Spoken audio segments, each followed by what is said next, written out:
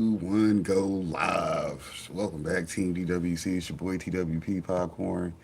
Yeah, y'all already know what time it is. It's 10 a.m. on a Sunday. Mom ain't got to go to church. How the hell I just stopped recording my fucking Rumble video? Oh, I hit the wrong button. Oops. Let me restart that and then we'll get right back at it. Anyways, I be having to make sure it's recording sometimes because it like to glitch out on me.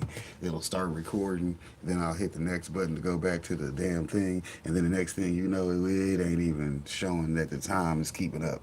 The time ain't keeping up. How I know the video keeping up? You just gotta hope it made it at the end, because shout out to why I don't edit videos anymore because who's got time to go through all that? Nah, set the video up, then you go through it, and then however it is, it is. If it ain't right, well, we'll take notes on how it wasn't right and then try again later. Okay, so if we get all the videos set up in a playlist and I just watch the videos and talk shit about the videos, that means I don't have to go back and edit it because you got my full reaction and my response to everything I heard. If I didn't feel like saying something, I might have fell asleep. Hell, who the fuck knows? I don't know. But anyways, it's Sunday. We have videos to do. Yesterday's video got blocked because that 60 minutes video came on there at the end for anybody who was here. And anybody that wasn't here, you should have been here. Hell, you would have seen that the video got banned, so you know it was some good information because they didn't want me giving it to you. Nah, Mr. Harper, you can't give out that type of information. That's 60 minutes information. Man, fuck 60 minutes. If they don't want to let me review their content, I ain't gonna watch their content. It's that simple. People be paying to watch shit, and then you act like I can't get paid to watch shit. If somebody else has to pay to watch it, why I can't get paid for watching it? Uh, uh, I'll wait. There ain't no good reason behind it. Y'all just selfish. You want me to watch your content, but then don't want me watching it with my audience so I can get paid for it too. Nah. We don't do those. We network. Anyway, speaking of networking, it doesn't say my red dot is on, so I must have hit that damn button again. Oops. See, Rumble ain't gonna get no video today.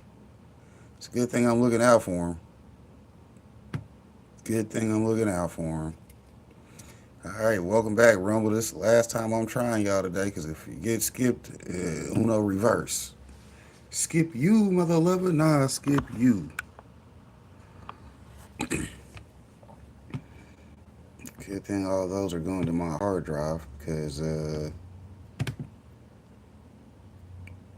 is why I don't like this laptop. Since there's no mouse, I gotta freaking right click, but it ain't right clicking. Y'all see the fingers? They rolling. What am I doing wrong? Leave it in the comments. But since we don't care, then we just won't care. Since we don't, we won't.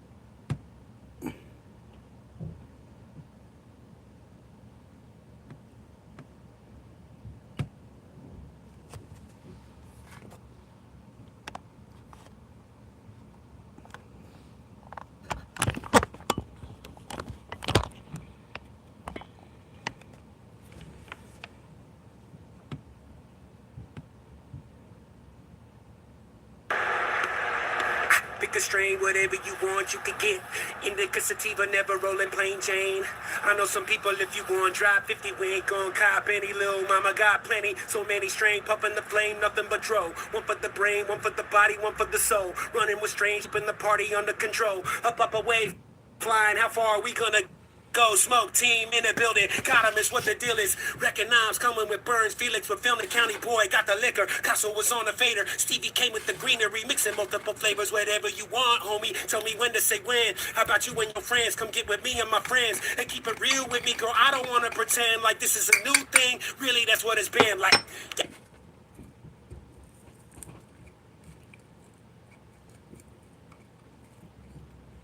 I don't know how to start this, so I'll just say I think they're trying to get rid of your boy. Like, I think they're trying to delete my channel. YouTube itself seems actually broken right now with their AI moderation. I heard a statistic recently that they've deleted 5 million channels in a matter of 180 days. Like, it's an insane amount of channels, right? And I look on Twitter and I see a lot of people complaining about the same AI moderation. They have similar issues to me where you just get your monetization removed overnight or your entire channel deleted overnight. And I feel like I'm just going to wake up one of these days coming up, and I'm not going to have like a channel on YouTube anymore. Like, this could be my last video. Honestly, they could delete my channel before I even have a chance to post this. I don't feel any security on YouTube right now. And the biggest issue is AI moderation. And they've deleted a bunch of my videos. It feels a little bit broken right now. It feels a little bit broken right now because I have had multiple videos removed. You see, when From what I know about Cubans, I don't actually recall him using too much AI because, like, right now, he's mostly on cameras talking about whatever he's talking about when he's doing his videos.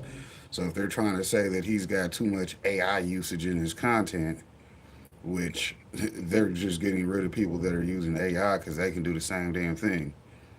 Well, that's basically where YouTube's going to be moving to. They're going to be moving to where when you search for something, you're just literally searching it into an AI bar, and then that's what the AI starts generating for you. Whatever you was looking for, AI just going to start auto-filling and putting stuff up there for you to watch.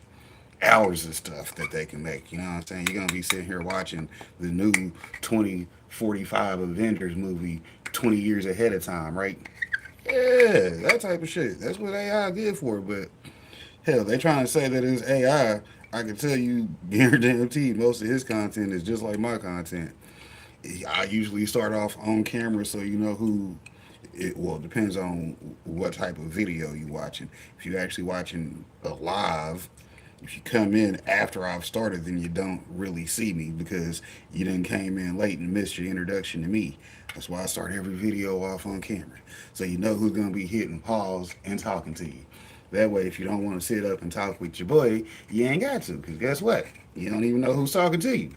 I can respect that part of the game. You came in late, don't know who talking. So you don't want me pausing the video and making my comments, but you forgot that's what you came over here for because you didn't go to his channel to watch original content. So y'all get my reviews. Shout out to me being Big Me in the building, right?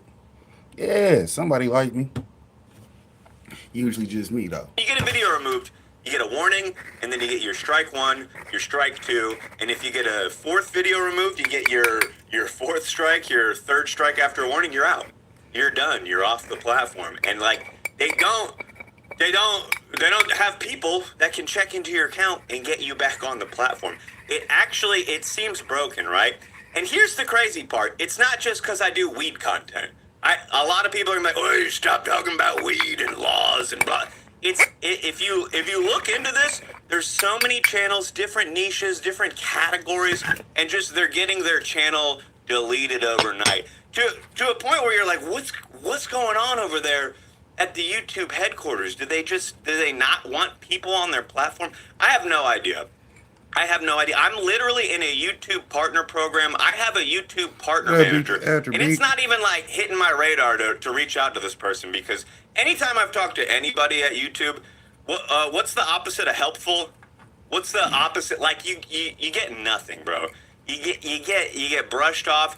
They basically, if you ever can contact a person at YouTube, all they can do is read what the AI said. Like they don't have any ability to do anything. They could just read like what the AI has deemed your channel has done wrong. They just say, well, the AI flagged your channel for trying to sell regulated goods, and all they can say is, yeah, the AI detected the regulated goods. It's so broken right now that I have multiple strike 1s on my channel. I don't know how this works, right? Today? But I had a video removed, and I got a warning for that, and then I had another video removed. They gave me a strike 1, but then shortly after they removed another video and gave me another strike 1. Like the system, it's all automated, but it's not even automated, right? So I don't know. Like I've had multiple videos removed. I have 2 strike 1s, which I think means I have 2 strikes, right? 1 more strike and I'm gone, unless they're gonna give me 3 strike 2s and 4 strike 3s. I just think it's not registering right. But like right now, I got a big red mark on my channel. I couldn't post for a week. I couldn't do live streams or post for a week tell me how I found this out trying to go live on my birthday, which was like, I don't know, 10 days ago or so. We were still able to go live on Twitch and other websites. Look, if you don't follow me on Twitch, please consider it. I do a super lit sesh every night. It's about 4 or 5 hours. I've been playing a lot of games lately. I've been getting dings on Twitch too, but it's not nearly as bad as YouTube. They're not threatening to basically delete my channel. So I'm still trying to do the content as Cupins. I'm a little bit I don't know exactly how to do it right now because like the videos that they've removed recently, like I'm not doing rips in the videos. I'm not like showing. Like I always say, man, do your content how you want to do it, and if they kick you off, go to the next platform because that's why you have to have, as they say, multiple streams of income. Now you have to stream on multiple platforms. That way you get kicked off of one, people still know where to find you. And by the time you get everything set up, hey, coffee. I don't drink coffee, but you know, the way that goes, I understand it. Hell, Dad told me at the age of 6, here, drink some of this. You don't like it, then don't let me catch you in my coffee pot. You see what I'm saying? He let that be known real quick. Well, if you don't like it, don't like it. Because if you don't like coffee, stay out my pot. But yeah, I ain't fucked with it ever since. I tasted it once and was like, ugh. He was like, all right, then I don't want to see you in my coffee pot. In 10, 15 years from now, you got to stand on that decision. And I did. But that's a whole nother topic. But yeah, like I'm saying, I mean, you got to have multiple streams because, like, Cupins, he's on Rumble. He should be promoting his Rumble more than he should be promoting Twitch. Because I ain't gonna talk bad about Twitch because I don't actually use Twitch, but it's a gaming platform. He just said, I play games over there. Well, I don't play games, okay? I don't. I got over my gaming addiction in 2020, okay? Yes, it was an addiction for me. That's why I said I got over it. I made the choice to get into it just like I made the choice to get up out of it. And since Twitch is a gaming platform, you know what the platform was designed for, which is what I'm finna say. So you have to know what each platform you're trying to put your content on is actually designed for. That way you know the longevity of your career. You can't be on YouTube. Well, you can be on YouTube talking about weed, but guess what? You're not gonna be a technically monetized YouTube channel type shit. Because they're gonna tell you, well, the content you're making, not only is it always supposed to be age restricted, but it's not really legal. Well, it is legal, but it ain't federally legal. Like in Missouri, it's legal, but you know the state says otherwise. Yeah. Not the state, the feds. The feds who's in charge of the state, which ain't nobody in charge of the state because, hell, states is supposed to be ran by the people. Shouts out to the people because that's what I remind them. The people I know told me I could smoke weed and do whatever the fuck I want in my house as long as I'm paying my bills and my taxes. Did you forget the term taxpayer? Yeah. Without taxes, y'all ain't got shit. How y'all gonna tell other people what to do if I'm not paying my taxes? Yeah, y'all run out of funding. I defunded the government type shit. I defunded the government. It Anything was just me, bad or big saying me in the anything government. bad. I literally like watch what I show and I watch what I say and I try to follow the rules because I've read them multiple Now, times. how the fuck you watch what you say? Do you just like have be talking in the mirror so you can see yourself while you talking type shit, or is he saying he watches all his videos back so he can see what he said and see how that feels from other people watching him? Because how the fuck you supposed to watch what you say? Man, watch what you say. Nick, I can't even see my lips, and they big. Technically, I lied. I can look down and see my lips because that's how big they are. Yes, I can do that. But nah, how the fuck are you supposed to watch what you say? No, there's this thing called the freedom of speech. You ain't even got to watch what you say. You just got to watch who you talking to. That's the difference. You don't watch what you say. You watch who you talking to. So when you look at somebody and they looking like they got their eyes all here, let me show you. Let me show you. They hitting you with the. Did you just say that? Oh, I'm gonna stop talking to your ass and be quiet. Well, hold on. I thought we were talking. Nah, nah, nah, nah, nah. I looked at your physical reactions to what I was saying, and I stopped talking to you because you know that's what we do. Who done came through the building? ATM. ATM Tim. I just now noticed that. That's a good YouTube handle. You know what I'm saying? Shout out to you, big bro. Appreciate you stopping by, kicking it with your boy. But anyways, that's what I'm saying. Yeah, you gotta know the platform you on so you know how they gonna be trying to fuck with you. Like Twitch, they don't actually like cannabis content. That's why he said they sometimes fuck with them.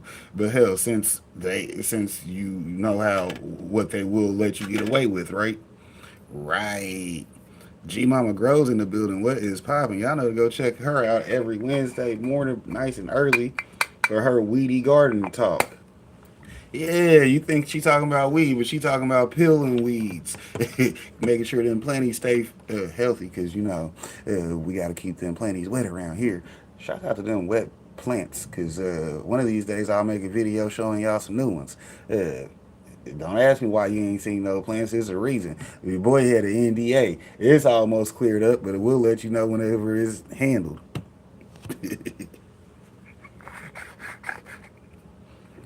That's crazy though. He over here complaining about YouTube doing the YouTube shit. The hell, everybody been complaining about YouTube since the begun. Yeah, they won't. They don't even want And they employees. still get me. They still get your boy, ding your boy, delete your boy's videos. It's mainly, I think the last few that they've got were all device reviews. I think I just gotta stop talking about any kind of device. Like I could be making a video about it saying that it's good, saying that it's bad. I don't even tell you where to get it.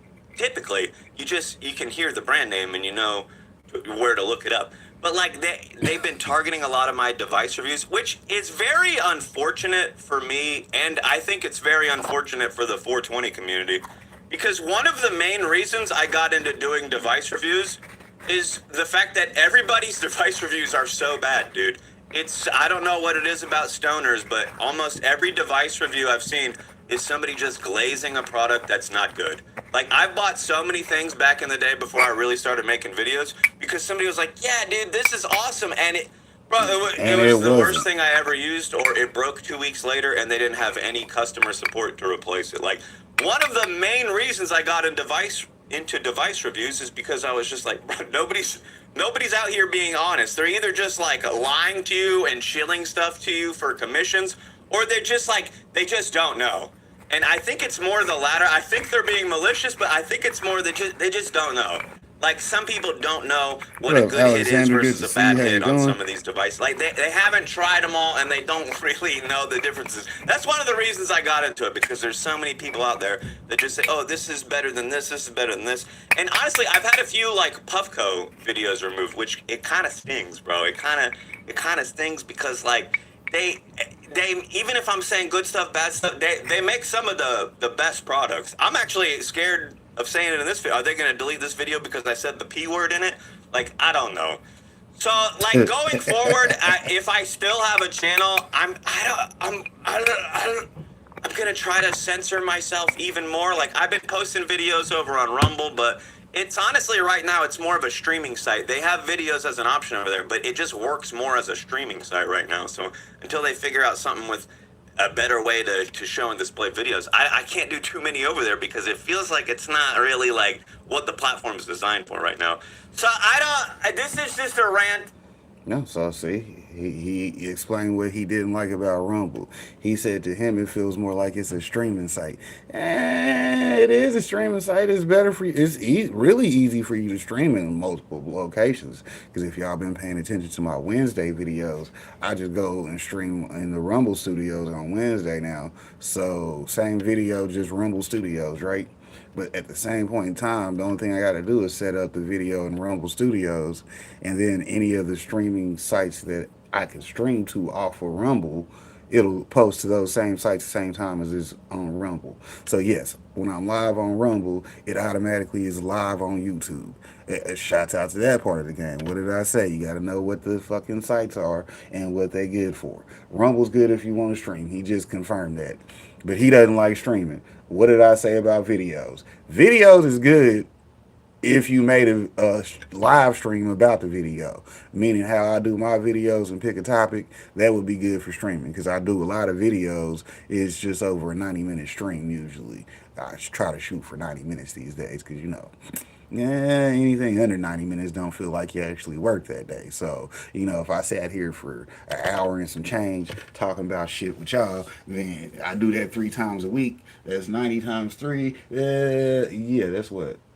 9, 3, 270 minutes live. Shouts out to y'all for getting that up out your boy. You know what I mean? Is it 270? I don't know. Y'all can let me know in the comments because y'all will. Because that's another thing I noticed about the commenters. The people that's usually commenting ain't even the supporters, it's the people that's nitpicking. Oh my God, you didn't say this word right. You missed this location on the map. You missed da da da da da da da da da. If the only thing you came out to do was complain, I'd have wished you didn't even watch the video because the only thing you wanted to do was complain. Well, hell, the complaint department closes at 8:05 a.m. every day. Okay, the business opens at 8. The complaints end by 8:05 because we don't want to hear that shit. I know it's 270 10. I'm good with numbers. I just be checking to make sure people listening. Yeah. Hey, that way they had something to talk about on the replay game. Does he not know basic math? He just did it, then he doubted himself. Why? I hate when people do that though, because that's what annoys me. I'll be watching the video and the guy will be sitting here talking this shit, and I'm like, yeah, talk that shit. Ah, shit, he on point. Then he'll be like, well, I might not know everything. Well, hold on, you just knew what you was talking about. Now you sound like you doubt yourself, which that's the part that upsets me. But this is the part I don't comment about because I appreciate your video and I appreciate you doing it. So I ain't even gonna say nothing about none of the things I don't like. I usually talk about the things I do like, which is what I remind people. That's what your content's supposed to be about. It's stuff that you like. Because guess who's going to watch the video if nobody else does? You going to watch your own replay. Thumbnail. What up, Heather? Y'all know Heather was just live. I was over there before I went live because, it's easy to hit that like button and leave a quick comment, even if it is like right before you going live. You see what I'm saying? Hell, I still was in her live while I was making my thumbnail. I'm glad she said she likes it because you can't get healthcare without TH&C. Yeah, but she did her morning Sunday crafting. Y'all can go hit the replay or go catch her live next Sunday, and then you'll be part of the replay. You see what I'm saying? They'll be like, oh, look at that comment that ATM10 made over on Heather's channel. He over there supporting. Appreciate that. You know what I mean? But yeah, like I said, sorry to the people that got booted out of yesterday's video because that happened. That 60 minutes video popped up on me out of nowhere because I forgot to put it in my Rumble exclusive playlist because I got different playlists for videos. I know 60 minutes will get my shit clapped, but it was still in the wrong playlist. That was my fault, but you can put the blame on me. Anyways, like he's saying, man, you got to know what the platforms is for, and then you use them accordingly. Because he's like, well, I mostly do videos on a topic, and with YouTube, that's good because then the SEO, the search engine optimization, brings it up. So, like he was saying, if you want to go check out a Puffco device and you search it into YouTube to see if anybody's got a good video review about it, he would come up. But now they trying to clock and ban his ass because they know he's selling product, which makes no sense because YouTube has ads that sell products. But as a creator, if they don't want you selling the product, they don't want you selling it, which is kind of ass backwards. That's just like my last job. You want me to sell products, but then you don't want me to sell products. I'm gonna need you to get your story straight, boo boo, because that don't make no sense. You telling me you want me to post shit on eBay and sell it, but then you don't want me posting shit on eBay and selling it. Come on now, what part of the game is that? That's that twisted shit. Like Keith Sweat said, you got me twisted. Yeah. That old shit. I ain't gonna sing because I ain't Keith Sweat. Because so many people have been asking me where I've been, why I haven't been posting. Because I can't! Because they won't let me! But we're out here. I still do streams every night. Look, if you want to hang out with me, I go live more than anybody, bro. I'm live every night at 9 p.m. Eastern. I almost never miss a day. Just come get lit with me. Sometimes I go live early. Make sure you got my Twitch notifications on. Well, you know how I feel about my hair. I prefer to have the afro or some braids, but due to the fact that my hair braider situation has changed these days, I can't keep a consistent braider that doesn't fuck with my anxiety. Because when they be pulling on your hair, that give me my anxiety attacks right there. Like I got a medical card because I have anxiety attacks, but I figured out when and why I have them, and it's usually when I'm getting my hair braided. Like I'll be completely cool unless I'm fucked up in traffic somewhere. Then I get anxiety. Police get behind you, you start getting anxious. But it ain't because I got some shit in the car. It's just because I don't like the police being behind me. Hell, that's a natural reflex. Anytime the police get behind you, you supposed to get anxiety. Why? Hell, they can just take your ass to jail because they said so. But yeah, I mean, I got the haircut because I'm looking for a new job, and they like you to look professional, and then come in a year later with the afro. Like, what's up? Oh, you don't like the fact that I'm growing my hair back out? Well, y'all the ones fell for the trick, damn it. Y'all wouldn't try to hire me with the afro, so I came in short haired, and then when it grows out, y'all want to get rid of me, type of shit. But you know how jobs are. But yeah, I cut the hair. It's supposed to be no shave November, but I shaved. No shave November out here for y'all boys. Nah, we shaved. Hell, I'm trying to find Prime, you can another actually job. support your boy for free. So Not looking too definitely check hard, but me out I over am there. looking right. Uh, that's why I said, hell, you got to know how to play the game if you want to win. Then when I come back with an afro in a year or some change, they're gonna be looking at me like, damn, this song came on right on time. They're gonna be mad at me in a year, like, Mr. Harper, you done grew your hair out. That's not the Freddie we hired. It's the Freddie you got, okay? Why they so mad? Cause they see me on the come up, I'm just getting started. I didn't even get in my bag. Man, I won't think with you niggas, but y'all steady hating, don't talk about. I'm popping no tags. I spin the block cause I'm patient. Come back in the year and that They temperature say it's go a to get cash. professional You look, wanna which smoke with makes the no demon, well sense. now you done seen it. I I'm hope like that you why they almost so bald mad. head. Cause they Hell, see look like me I'm on the come cold. up, I'm just getting started. I didn't even get in my bag. Man, I won't think with you niggas, but y'all steady hating. Don't talk about popping no tags. I spin the block cause I'm patient. Come back in the year and that check that you wrote to get cash. You wanna smoke with the demon, well now you done seen it. I hope that you ready to clash. Yeah.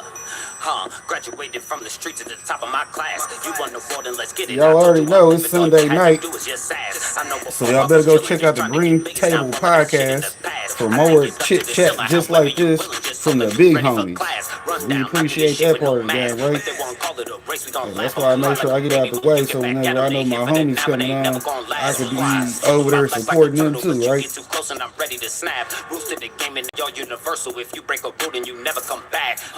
Living my life, I'm just chilling. Best Big thing plate, they I'm gon' said eat, is they get gon' out eat there up and the try it. trash. Once they find out you a clown, gotta leave out of town and you never come back. I sit around many counters, I'm loving the sound that it make when it get to a stack. And I show nothing but love, but if you a hater, then fuck ya, I know I so mad. Cause they see me on the come up, I'm just getting started, I didn't even get in my bag. Man, I 27 won't think minutes with you into the niggas, but y'all video, and steady I'm hating, just don't now talk about rolling popping up. no Damn. tags. I spin the block cause I'm patient, come back in the year and that check that you wrote to get cash. Hopefully You you're wanna having a smoke good with the demon, morning. well now you done seen Appreciate it, I y'all for hope that you stopping ready by, so though. mad. Cause they see me on the come up, I'm just getting started, I didn't even get in my bag. Man, I won't think with you niggas, but y'all steady hating, don't talk about popping no tags. I spin the block cause I'm patient, come back in the year and that check that you wrote to get cash. You wanna smoke with the demon, well now you done seen it, I hope that you ready to clash. 100K play, honey bun K. You don't want smoke with this right here. Know what you say. Swing by your way. Get caught in my headlights like dear. Watch what you say. Don't be comprey. Internet niggas is so damn weird. I'm from the Bay. He from upstate. Told you before that this so so sick, no suit. Big business, no suit. Sedan truck, no coupe. Long leg room, big shoes. Mirror crop my move. All my ops is food. All my ops was fools. Hard cold like ice cubes. Always woke, no snooze. All this smoke, no booze. All good days, no blues. Except for what I got in pocket, cause you know I'm gon' get it. Leave me alone with your home. Fuses get blown, cause I'm gonna grow with it. I stay with them plans, you stay Heather, with. you still in here? Because I heard you say something about the people doing split videos. And as your monetization coach, I got to give you a quick consultation. Because, whenever you watching your short videos, it has that little drop down menu, and that little plus button is a collaboration button. So you hit that plus button, and then you can take the video you were watching and collaborate with it, which would be that side to side or the top and bottom videos. So you get to choose where you want to be placed also in the video. You can either be top, bottom, left, or right, but you get to choose where you're going to go. That's why I said if you need the consultation, I holler at you with that information at any point in time, because hell, it'll be easier for you to produce shorts that you like that way. Oh, you see a video you like and want to record yourself watching it? That's exactly what we do. Shout out to Spider Pig, because that's exactly what that is. That's a collaboration feature. You see what I'm saying? And yeah, like Beat After Beat said, it's an easy way to produce lots and lots of shorts, which we all know that more people watch shorts than anything, because they ain't got nothing but like 6 seconds to a minute to be watching a video because they trying to have a quick answer or quick entertainment. Yeah, but yeah, that's how you do them there, right there. Boom. Like I'm over here Just clipping saying, my so you might be highlights. gone in 4 minutes. Don't It's blame me another for all feature of in your our goals and live achieve. You feed. just a whole nigga. Why But they so hell, mad? it Cause is they see what it me on the is. come up, I'm just getting started. I didn't even get in my bag. Man, I won't think with you niggas, but y'all steady hating. Don't talk about popping no tag. I'll spend the block cause I'm patient. Come back in the year and that check that you wrote to get cash. You wanna smoke with the demon, well now you done seen it. I hope that you ready so mad. Cause they see me on the come up, I'm just getting started. I didn't even get in my bag. Man, I won't think with you niggas, but y'all steady hating. Don't talk about popping no tag. I'll spend the block cause I'm patient. Come back in the year and that check that you wrote to get cash. You wanna smoke with the demon, well now you done seen it. I hope that you ready to clash.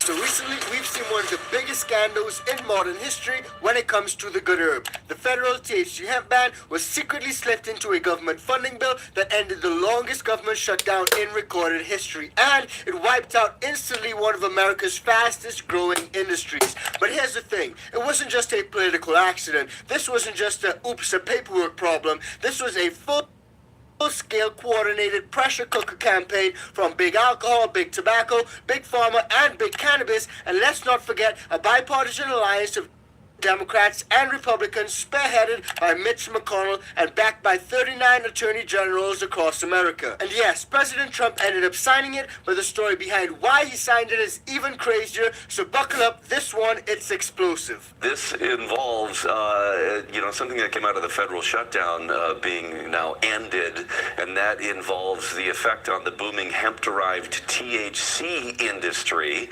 which, of course, you've seen really explode here, the number of, especially beverages containing hemp-derived THC. That all could be wiped out by this time next year if this law signed by the president does stick. Again, a 1 year. Like I said, the video title is "Bands Will Make Her Dance." Why is that funny? Because they're trying to ban weed and make Mary Jane dance around once again. You know what I mean? She gonna have to run around doing something strange for a little piece of change. She gonna have to fuck for a buck, make a holler for $1 type shit. It's crazy. Period in which there's going to be, and already has been, a lot of pushback here to try to change that. But the deal to end the shutdown included a provision to essentially ban products with more than 0.4 milligrams of THC per serving come next November. It closed a loophole in the 2018 Farm Bill that originally opened the door to all these THC products. But of course, it'd be a massive load of businesses. A lot of craft breweries have gotten involved in manufacturing products, pivoting really to meet this growing demand, and a $200 million industry in Minnesota. The opening of the government could mean the end for a booming business in Arizona. The spending bill passed by Congress and signed by President Trump on Wednesday changes the rules for the THC-related products. Now, before we break down the secret groups and big players behind this ban, let's have a quick refresher as to what the federal THC hemp ban actually does. And under this new definition, it in effect wipes out Delta 8, Delta 10, THCA flower, hemp-derived THC edibles, hemp seltzers and drinks, and any naturally extracted or synthesized intoxicating cannabinoids. It also imposes a 0.4 total THC milligram cap per product, and that's not per serving, that's per entire container. That means that a can of hemp seltzer is now illegal. A 10 milligram gummy is also illegal. And THC flower jar testing at 25%, that's completely illegal. The industry was instantly nuked nationwide. Now, what's also pretty interesting is that Republicans have spoken out against this federal hemp ban, most notably Rand Paul, and he has slammed the alcohol and cannabis interests over the federal hemp ban, and he's announcing that he will file a bill to reverse it next week. On top of that, we've also seen another Republican lawmaker in Nancy Mace also propose a bill that will reverse the hemp ban. Further, even in red states like Texas, the agricultural commissioner is calling for repeal of the federal hemp ban, which was recently signed into law. In legal states like Colorado, their governor is slamming the GOP over the federal hemp ban and saying that it will stifle growth and innovation. Joe Rogan also spoke out about this, signaling his discontent with the entire issue, as well as Seth Rogen, who says that someone is really threatened by the expanding THC hemp market. But who actually pushed for this? Who wanted it? Let's break it down. Now let's start with the man at the center of it all. This is Kentucky Senator Mitch McConnell. Now this is the same guy who legalized hemp in the 2018 Farm Bill. He smiled for the cameras when he hung out with the farmers and bragged about bringing a new industry to Kentucky. Fast forward to 2025 and he personally inserts the hemp THC ban language into the government funding bill that ended the shutdown. So why the 180-degree turn, Mitch? According to reports and sources, McConnell's donors... Now, for those who ain't from Kansas City, y'all don't know why him being named Mitch is funny, okay? Mitchell. We call motherfuckers Mitch that act like a bitch. So, yeah. Mitch made, bitch made. That sound like somebody whose name Mitch would do right there. What Tech Nine say? Have you ever met a nigga who was pious, bro? It's a lot of slicky niggas. But I'll play the song, man. I don't give a fuck about YouTube banning the video, because hell, it's their job to do. If the AI want to ban my video, the AI gonna ban my video. But they let you know the video good if it get banned, right? Right. Y'all go check out the replay of yesterday's video on Rumble, because it's still up on Rumble. You dig? It's on Rumble, the whole video too. The behind the scenes cuts, the studio quality. It ain't just me on the phone recording my laptop. It's me on the laptop recording me on my phone. Ooh, yeah, it's the reverse video of the video that's reversed, right? Right. And the political machine behind them were furious about the hemp THC competing with legal cannabis. They were also upset about hemp undercutting big alcohol, Mitch, though, hemp threatening Kentucky's traditional right industries, which include bourbon. They also did not like the fact that hemp was embarrassing federal regulators, and parents were also complaining about weed gummies at gas stations. But then they have these goofy-ass bills, which, by the way, they slipped something into this last bill that Mitch McConnell guy did, I believe. Make sure that he did it. The hemp thing. They slipped this thing in where you can no longer buy CBD with, like, it has to be, like, the lowest... Now, see, this is what pisses me off, because I normally don't touch nothing that Joe Rogan does, because my videos always get banned and restricted. Now, either that's because I didn't ask for permission, or he thinks I have to ask for permission to watch his videos in my video, which makes no fucking sense, because like I said, anytime you put something out, people have a right to review your shit, okay? Just get that formally known. Meaning, if you expect me to watch your content, you expect me to watch my content with my audience then, bucko. You see what I'm saying? That type of time. Yeah, it's called fair use, okay? When you make something, you expect people to watch it. How they watch it and why they watch it is up to them, right? Yeah, you can't take people's choices and freedoms away. I can watch your content with my audience, and it's not stealing your content. It's the people that probably either watch your content or will go and watch your content.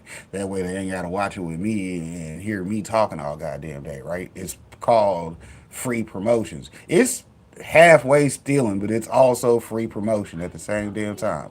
It helps you and it hurts you. And if, you know, like I was saying about collaborations with other YouTube creators via the shorts feed, that also, every view you get comes from that video also. So you see what I'm saying? If I collab with your video, it also goes into your analytics. So you'll be like, how I get an extra 16K views on this video? Then you look and check the studio and it'll tell you, oh, Popcorn made a short off of this, and boom, guess what? His views is your views now, right? Y'all sharing views. And that's how that part go. trace amount of THC in it, which is for He got 16,000 views for him my wife's making the mom, video, you know, but you she's also an older counted that lady, and she 16,000 takes views CBD because it's for a pain collab and with for your joints and stuff like content. that. Does she smoke it or she does the No, she takes like oil, like CBD. You'll be oil. winning sooner or Yeah, later, just right? stick it in there. That's They'll the figure it out. fucking dead turtle. He's a leading proponent of closing a 2018 Farm Bill loophole allowing intoxicating THC to be sold in low doses. See, But he's got a couple of fucking milligrams in his neck. Look at that motherfucker. he's got something going on. They definitely got him medicated. There ain't no way that guy's sleeping without help. Everybody hates him. It looks like he hit a joint. It won't leave him alone. Go back up and shut up. Yeah. Like took an edible. He like Joey Diaz dosed him. They said Joey He's on the Diaz church. ghosted. That's He's on the hilarious. church of though. what's happening now. And Stay Joey black, Diaz, cocksucker. Joey Diaz and Lee are just staring at him. They gotta change that. That's really bad. Why is it bad? Because of what they... Because for people that are getting benefits from CBD, the THC along with the CBD, and by the way, we're talking super, super low amounts, but there's something about how CBD and THC work in a synergistic way for people that are in a lot of pain. Yeah, full spectrum. Yep. I know a lot of people, and like I said, my wife's mom, she says the stuff with the THC in it works better, and it's not getting her high. Like, this is the misunderstanding. Yep. This stuff's not going to get you high. But what it will do is it helps with anxiety for a lot of people. Well, beat out the beat. That's one of those things, like I tell you, they have a right to say whatever. But when you investigate and do your homework, hey, that's why this playlist is 2025 homework. We done sat here for a whole year doing homework. People like, why is this your homework playlist? Well, last year was a workbook. I was out in the streets putting in work. You see what I'm saying? This year I'm sitting at home putting in work. It's a progression. You see what I'm saying? The whole point is to get out the streets, right? Right. It definitely reduces inflammation. And for people that have like joint pain, like my friend Dave Foley from News Radio, Kids in the Hall, Dave Foley, awesome guy.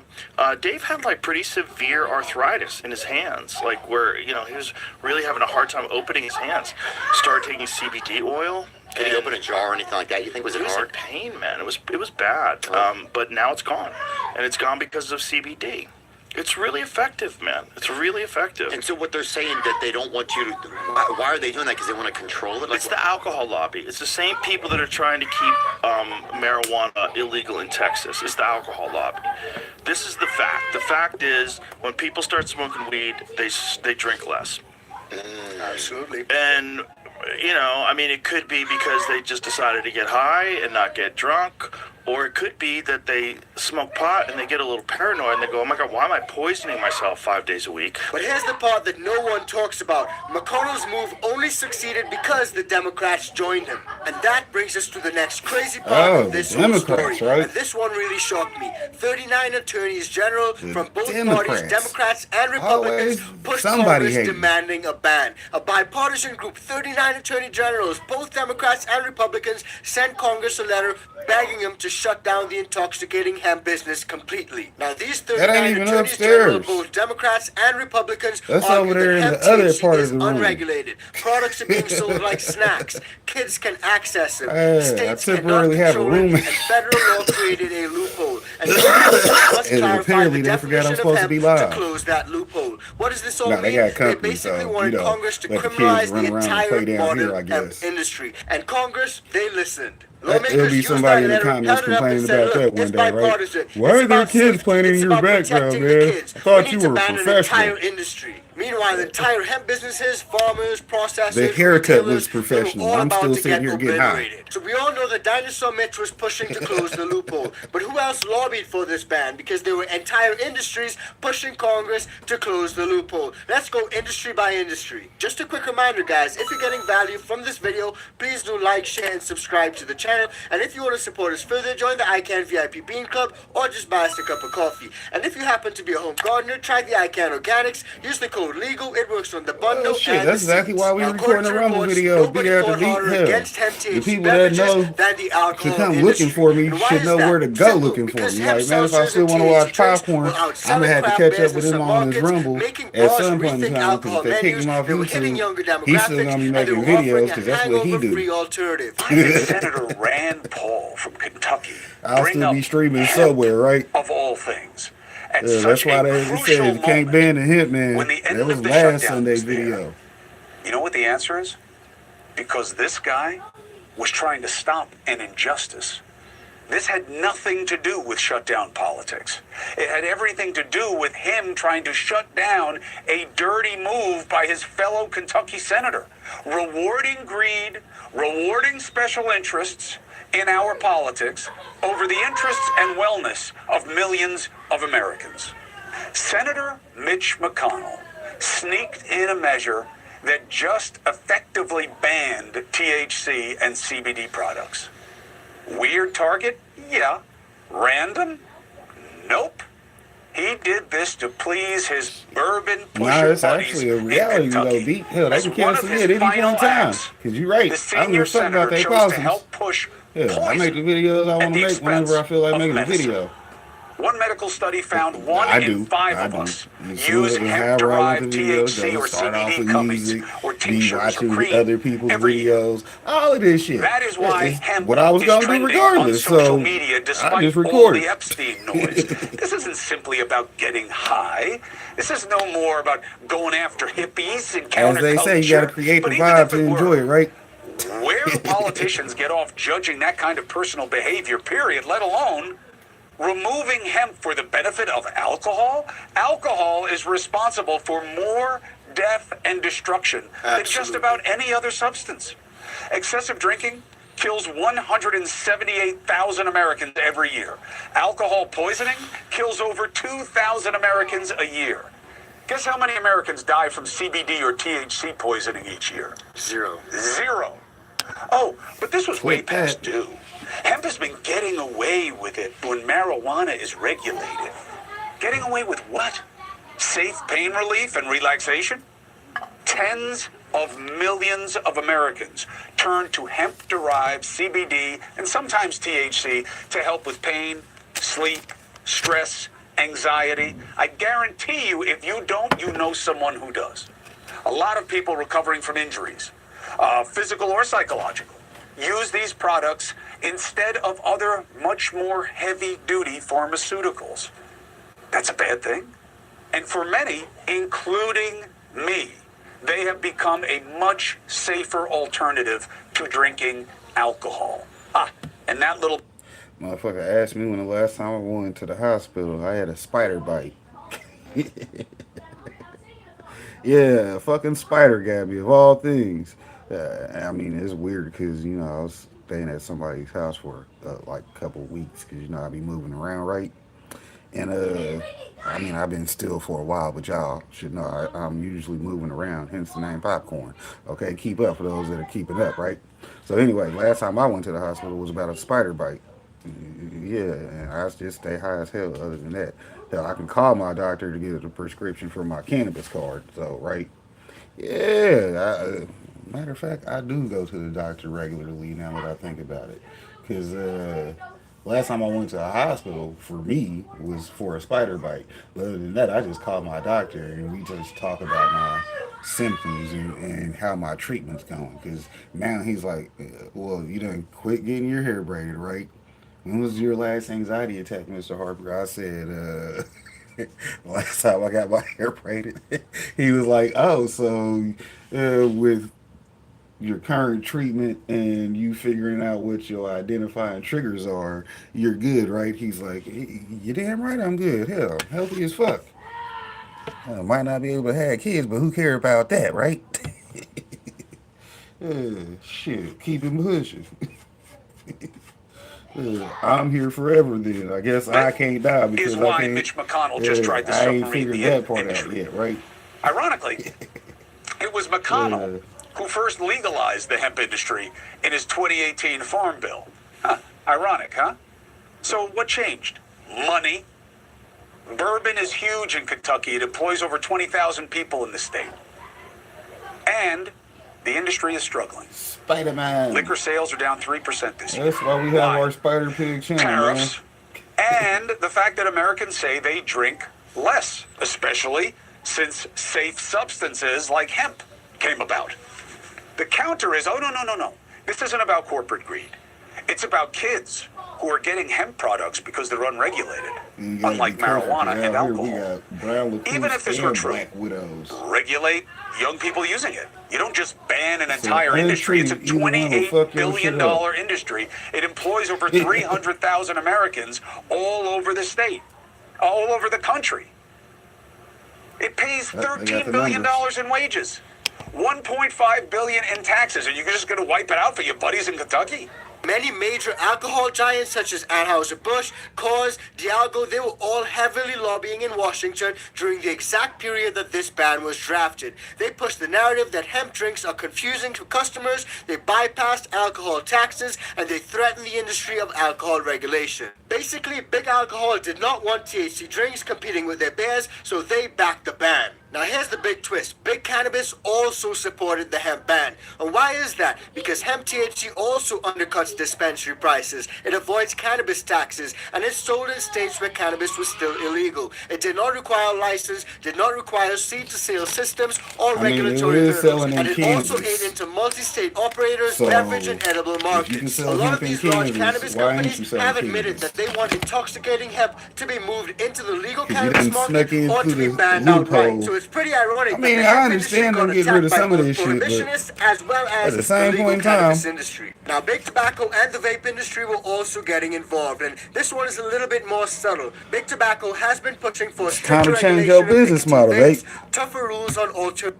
If you one of those type of businesses that can't do that, like, well, I'm an alcohol brand. You were very niche. Shout out to our video sponsors. Y'all know them. Check out them super parents. Yeah, I suggest you go over there expeditiously. Like, you can leave my video because you got a wrench. Go over there now and then come back and catch the replay with me later. Because, you know, I'm excited to watch on replay. You know what I mean? I'm glad you're here live. But, you know, you can go check out the superfood parents and then come catch me back on replay. I mean, hell, you're going to want to watch it again anyways, right? Because you know you missed something. But anyways, like I said, see, they done got me sidetracked. Where we at? Oh, yeah. If your business ain't ready to change up because you were too niche, you picked one niche, and that niche now ain't making you no money. Well, it's time for you to, what do they say? Adapt and evolve, okay? Shout out to the human species. We're supposed to be very adaptive, and some people believe we go through evolution, but some people never do. You see what I'm saying? Because that's, hey, if your business is failing, it's on you to evolve. Okay, well, my first set of products and services are no longer overly desired. They still get bought and sold, right? I still get sales on them, so I'm gonna keep them going, but they're not my main focus now. It's time to, what do they call it? A pivot. Shouts out to pivoting, because that's exactly what you got to do. Yeah, y'all see more about pivoting coming up in Stringer Bell's fucking quotes from The Wire, but we ain't doing Wire quotes yet. You see what I'm saying? They coming up, though. They coming up. We got videos for you. We 52 minutes into the video, and we only on our second video. But that's how it goes. It be like that. Good thing I ain't have to do nothing extra this morning, because I'm actually here for the full video. We ain't just recording and letting y'all watch the videos, and then I'll hit you back in the comments. Nah.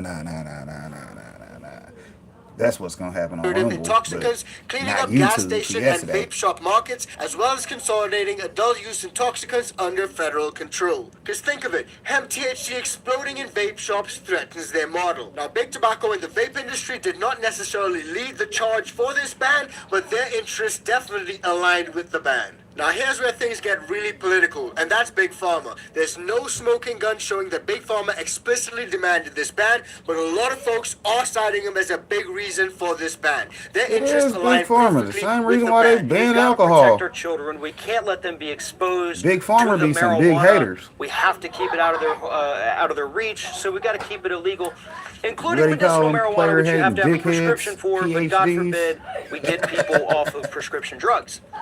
And so when you hear these talking points coming from people, understand this. those talking points about protecting our children or protecting morality, whatever they want to say, those are literally coming from the pharmaceutical industry. Don't believe me? Check out the new report on The Intercept by Li Fong, where he talks about the fact that Insys Pharmaceuticals, the makers of the deadly opioid drug fentanyl, the very drug that killed Prince, they paid or gave $500,000 to a group in Arizona that was trying to pass or trying to prevent the passage of a marijuana legalization bill. So this group that makes these deadly opioids that are killing people, it's 50 times more potent than heroin. Yeah, I got you. They're the ones out there fighting against medical marijuana legalization. And why is that? Because it's not just about the opioids. Turns out this group that Li Fong wrote about, Insys, actually makes a synthetic version of THC cannabis oil that is far less effective than full-blown medical marijuana. But they are worried, according to their own documents, that if medical marijuana legislation passes and people can get their hands on it, that their little synthetic opioid, THC, cannabinoid, whatever you want to call it, is not going to do very well, and they're not going to make as much money as they would if they were able to keep medical marijuana illegal in their state. Hemp THC competes with prescription drugs. CBD and minor cannabinoids compete with wellness products. New cannabinoid-based pharmaceuticals, they want FDA exclusivity. Big Pharma hates over-the-counter intoxicants that they cannot control. Fascinating how we have experts who have not been touched by lobbying money, who actually are on the side of legalization. Well, you do, but the problem is these front organizations like Parents for Drug-Free America that are being paid for by the pharmaceutical industry. If you would take all of the heroin users and all the cocaine deaths, they wouldn't even be close to the deaths that are caused in the United States by legal pharmaceutical drugs. 84% of the pharmaceutical painkiller type drugs sold in the entire world, David, are sold right here in the United States. So if somebody really wants a talking point and say, why do we have to push back on the pharmaceutical industry and say there's another way to treat pain? We don't need these drugs that are killing people by the thousands. It's become an epidemic in the United States. Again, 84% of all painkillers in the United States, in the world, are used in the United States. Why? Because we have direct-to-consumer marketing. So you have the drug industry pushing this stuff like it's candy. And so doctors are prescribing it like candy. And all of a sudden, we have more deaths, we have more injuries, we have more auto accidents, we have more crime that centers around legalized pharmaceutical drugs that are sold by companies like Pfizer and Merck and Glaxo, Purdue Pharmacy. So that's really the analysis, and really the pushback on the legalization of this always comes from that industry. But your point, David, is a good point. If people actually explored it, they would see the real culprit lies in the legalized pharmaceutical industry that's making a killing on the deaths of Americans all over year after year. You know how much money you're costing the pharma corporations? Every that you sell costs them $5. Cannabis has cost certain large mega corporations trillions of dollars. Trillions. Big pharma hates us. Big alcohol, they hate us. Big tobacco, they hate us, man. Shame. Shame. All of these large, extremely wealthy forces are out there despising us and trying to find ways to bring it back to 1990, bring it back to 2000. They want pre-legalization. Right. Their profits for alcohol were so much greater back then, man. You know how much money you're costing the pharma corporations, Jacob? I bet you it was a lot, man. And what if they looked at it as every that you sell costs them $5? And now they're looking at you of how much money you're costing them, aren't they? How far do you think they're going to go to stop you? Nameless, faceless, soulless. So even if some folks argue that Big Pharma was not leading the charge when it comes to this ban, they definitely stand to benefit the most from these products being outlawed. Now, of course, you'll also have classic opponents to the good herbs, such as prohibitionist groups like SAM, Smart Approaches to Marijuana, and their CEO, Kevin Sabet. Folks like these use Protect the Kids messaging. They're all against the good herb, and they... Now, Lord knows, for my business model, I can put it on my resume that, hell, I like to get high, so I mean, I get paid for getting high too. So people want me to come smoke with them. Like, hey man, you should come through and smoke. Well, that sounds like an event, and we got that on the bottom of your coffee underneath that package. You see what I'm saying? You want me to come pull up for a couple hours? Yeah, we got a price for that. We got a service for that. You know what I mean? Because hey, I don't kick it for free no more. Hell, if I go out anywhere outside the house, I'm usually getting paid for that because that's workbook type of activities, right? Yeah, that sounds like something that's in my workbook. See, my workbook is extensive, which we did videos about that back in the day when we was out there doing it like that. You know what I mean? So we're doing homework in 2025 because you got to do your homework.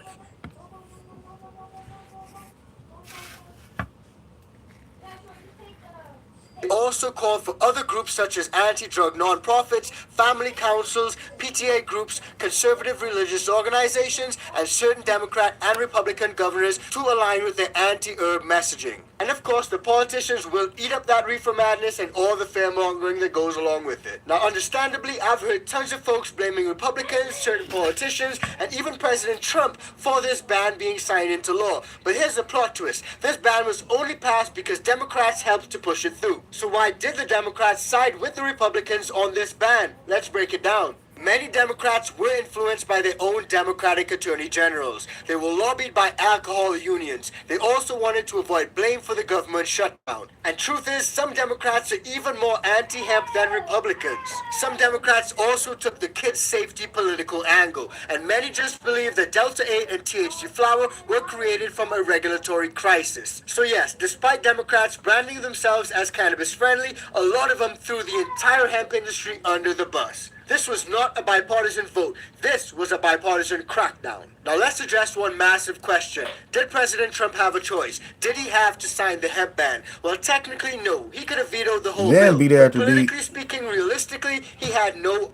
The other reason why I didn't say nothing about the kids in the background, because, yeah, I would get canceled if I did go over there and check their ass right now, because me, I go over there, put a foot in their ass, and then now I'm really fucking restricted on YouTube. Oh, man, he in the background beating kids. What the heck? Put the mouth, pat the wire. Say I be kicking ass. Other option. Like Signing Uncle Bernie said, only give him realistic your throat, choice, your and here's stomach. why. The ban was buried inside the bill to reopen the federal government. Vetoing it would have extended the shutdown even longer. He would have taken all the blame. McConnell and state Republicans also pressured him into signing the bill, which was tied to the government reopening. Democrats supported the bill overwhelmingly. And on top of all that, if he refused to sign the bill to reopen the government for hemp, a lot of his opponents would have said that he's basically holding the government hostage for gas station weed. So even if President Trump did not personally care about banning hemp or THC, signing the bill was his only path to ending the shutdown without destroying his own political messaging. So yes, he signed it, but the ban was not his agenda, his idea, or his priority. Reach it and behind the glass and they verify ID, into it by Congress, I'm all good Mitch with McConnell, the attorney generals from both Democrat and Republican parties, so as well as both parties in general. This video is brought to you by VivoSun, the brand trusted by homegrowers across the world. Whether you need tents, lights, carbon filters, or complete it be like that though, right? VivoSun has you covered with gear that's reliable and affordable and built to help your plants thrive. I've been using their products myself, and they make it easy to grow smarter, not harder. So if you want to upgrade your grow setup, check out VivoSun. They're the home grower's choice for everything green. It's all Use code ICANTHC to get a discount on all VivoSun gear, including the new smart lights, grow camera, and the under canopy lights. So all that said, I do have a few final thoughts, so let's break it all down. Big Alcohol did not want THC drinks cutting into their beer and spirits. Big Cannabis did not want hemp undercutting their dispensary prices. Big Tobacco wanted to control their competition and eliminate some of these vape shop intoxicants. Big Pharma also massively benefits from restricting over-the-counter cannabinoids and instead pushing opiates. 39 attorney generals, both Democrats and Republicans, demanded Congress shut it all down. Democrats and Republicans teamed up to push the ban through, and Mitch McConnell orchestrated it all, slipping it into a must-pass bill. And amidst all the pressure of the government shutdown, President Trump signed it. And make no mistake, guys, this was never about safety. This was never about protecting the kids. This was always about control and closing that loophole. This was about money, power and protecting established industries. The hemp industry never stood a chance. Now, all that said, let me know what you guys think about everything that we discussed in today's video. Do you guys think that Mitch McConnell is to blame? Do you guys think the government is to blame? Do you guys think the Democrats or the Republicans are to blame? Or do you guys think it's a combination of everything? Everything and everyone coming together, and they all pushed for this ban. And also, don't forget some of the massive players in those big industries. I'm talking big pharma, big tobacco, big alcohol, all of them. They absolutely pushed for this loophole to be closed. Now, well, they like, yeah, they're bragging about being $1 billion business, but you know, Big Pharma been hating on everybody. So when Big Pharma said something, everybody hopped on the bus, on the bus, on the bus. Cause you know, if you can't get no oxycontin, ain't shit popping. They can't get their oxys, ain't shit popping, right? Hell, they probably need their Percocets. Percodans, Percogills. Yeah, they be popping them pills. That's why I said as soon as they try to prescribe me something I don't want, I'll let them know. Nah, I don't want none of that bullshit you talking about. Ain't no going to no pharmacy. Yeah, Big Pharma is the ones in charge of the pharmacy. That's the same thing that they call the patriarchy right there. It's Big Pharma, that's the patriarchy.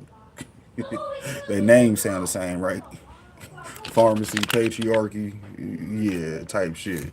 That's the patriarchy everybody be talking about in their videos. Who's the patriarchy? Big Pharmacy. They run everybody's house. Everybody's house. What pills you on?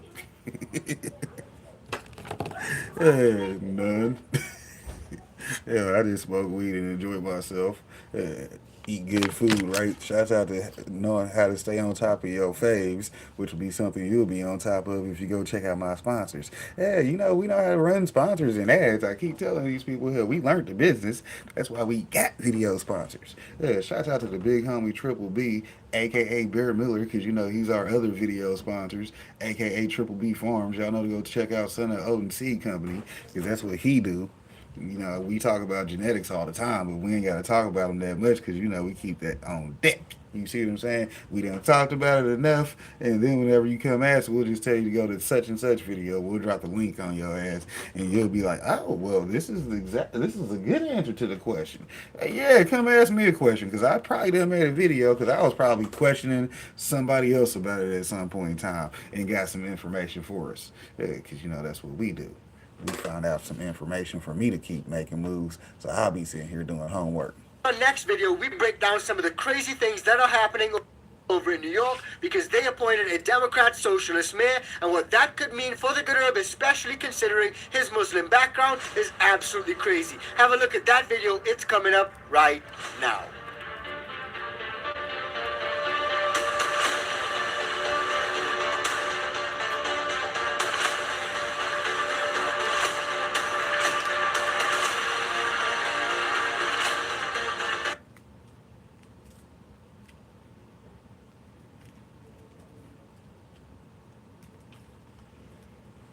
Which door do I leave from? At Harvard, we don't end our sentences with prepositions. Well, in that case, which door do I leave from, asshole? What democratic eloquence. You asked the question, sir. Let me answer it. The genius of the Constitution is that it can always be changed. The genius of the Constitution is that it makes no permanent rule other than its faith in the wisdom of ordinary people to govern themselves. Faith in the wisdom of the people is exactly what makes the Constitution incomplete and crude. No, sir. Our founding parents were pompous, middle-aged white farmers, but they were also great men, because they knew one thing that all great men should know, that they didn't know everything. They knew they were going to make mistakes, but they made sure to leave a way to correct them. They didn't think of themselves as leaders. They wanted a government of citizens, not royalty, a government of listeners, not lecturers. A government that could change, not stand still. The president isn't an elected king, no matter how many bombs he can drop, because the crude Constitution doesn't trust him. He's a servant of the people. He's a bum. Okay, Mr. Pitcairn? He's just a bum. And the only bliss that he's searching for is freedom. and justice. Fucking bum though, right? Oh yeah, it's definitely bad. I need you to walk back up there and pack up your people. Definitely Being bad. a gentleman about it for the moment. Marlo Stanfield's top 5 quotes from The Wire. Can't lie, I kinda slept on Homie when it came to his quote game and shit. So bring me what you owe and took that global economy mess somewhere else. Marlo was really different from the other 2 bosses. It felt like Homie didn't talk much at times. Yo, where you get that ring from? Now, Prop Joe was the total opposite. It felt like he talked too much. It felt like he was always running some type of game, some type of hustle. I don't want any trouble, Cap. Ain't gonna be no trouble over no ball. And Avon, well, Avon's Avon. The king who stayed the king. Homie never hesitated to drop some knowledge and kick some game. Just never on no Sunday, man. You see, the shit with Marlo, what made Homie so dope, it was the way he said shit. Real spit, you felt every word that came out of Homie's mouth. In fact, I ain't really one for meets nowhere. Anybody got a problem from now on out? Bring it to me or sit on that shit. I mean, Jamie Hector was so on point playing this character. I mean, his delivery was damn near flawless. Now, before we get into this shit, y'all need to remember, West Baltimore need to stick together. West Side definitely need to stick together, you know what I mean? And all the fuss about you coming at me. If you haven't already, after you check this one out, go show my Avon quote video some love. Let me know which hustler has better bars between the 2. I say let bygones be bygones, but all them East Side bitches. And like always, Big Rich, thanks so much for clicking the link. Real quick, I need to hit everyone with a quick thank you. We just hit the 50,000 sub mark. Big Rich taking this YouTube shit seriously. Building the studio, adding a membership link soon. So make sure you got notifications on so you don't miss a drop. Alright, y'all, West Baltimore's finest, Marlo Stanfield's top 5 quotes. Let's get into this shit. Maybe use some spit. I don't want to mess with. I don't want to mess with. Number 5, let's go. Thank you for your kindness. Now to me, number 5 is the only debatable quote on this list. Marlo had a couple other quotes that went harder than this one, like this. Start taking on packages and you can step off. And man, Chris gonna holler at you, all right? And you tell him what it need be. Of course, this. One more thing. Price of the brick going up. A little more. What made this scene and quote so damn important was this was Marlo's first scene on the show. This shit right here just set the tone early. Let you know Homie right here gives 0 to no fucks about human life. I don't give a fuck. It's the nonchalantness about this that gets to me. The shit's kinda chilling. Do what it don't, but I got some place to be. But let's keep it a buck, Marlo wasn't no dummy either. Look at him surveilling the block, making sure there's no police or witnesses. Again, y'all, this shit set the tone right off rip. Bubbles really ain't know how close Johnny was to actually dying here. Thank you for your kindness. That thank you for your kindness line, that shit always cracks me up. Cause there really wasn't nothing sweet about Marlo. Hey, after the jump man, we gotta move past Kmart. Definitely. And you just clip that shit and act like you don't even know I'm there. I don't. Number 4. Now I understand Homie is doing his job. Top flight security of the world right here. With top flight security of the world, Craig. Shit, not just the city, the world. But real shit, brother, you should have left this one alone. Should have sat this one out. Marlo knew exactly what he was doing. He was baiting you, bro. Paid for his other items, but has the audacity to steal 30 cents worth of lollipops. Not just the city, the world. Marlo did this shit to get a reaction out of you. And you took the bait, hook, line, and sinker. You clearly stated you knew what Homie was. I know what you are. I ain't stepping to, but I am a man.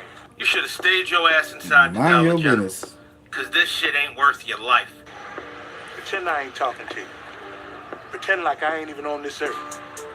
I will say this. The older I get, the more I understand this scene. This shit is aged like wine.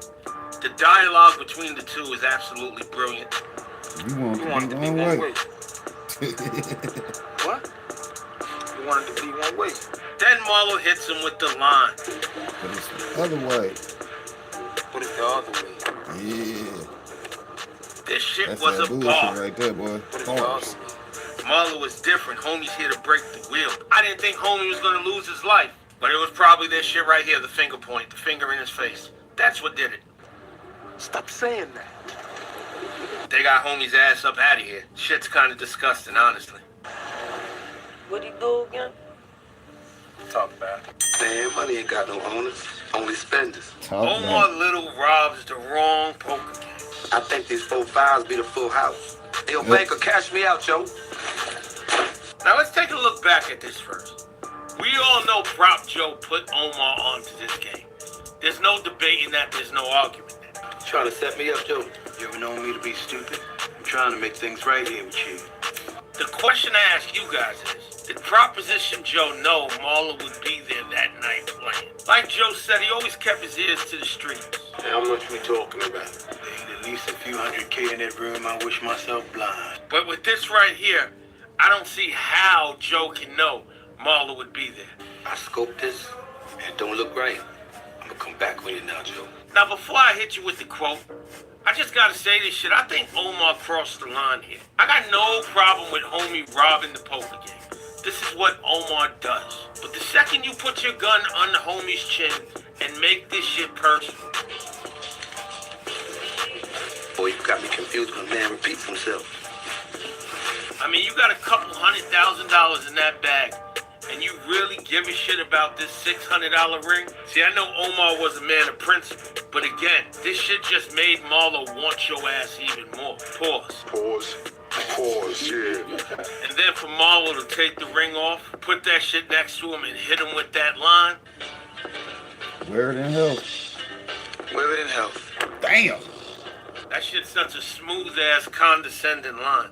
I mean, Omar didn't know what Marlo was. I didn't know. I truly actually capable like The Wire. This is one of my shows, so. No doubt.